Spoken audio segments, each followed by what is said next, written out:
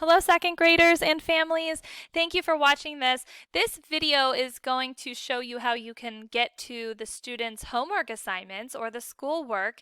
And so I wanted to let you know to get there, the easiest way is to go from the SIS, click on the student's Google Calendar at the top of the page.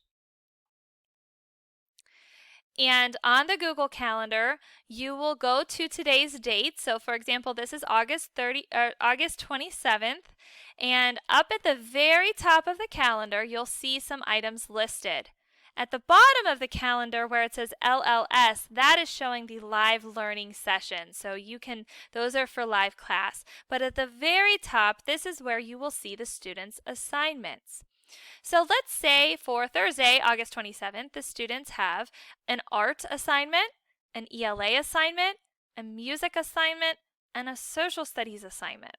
So I'm going to take you into the ELA assignment by just clicking on it and then clicking either this link up here or the blue link down here.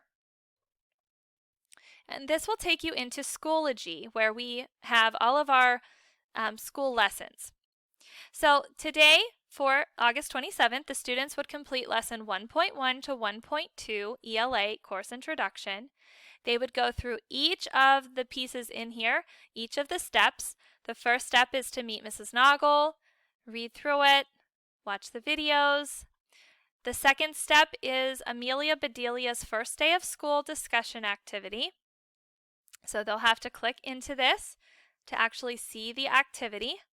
They're going to listen to the video, and then they're going to respond in the comments box down here to answer the question at the top, which says, how is Amelia Bedelia's first day of school different from yours?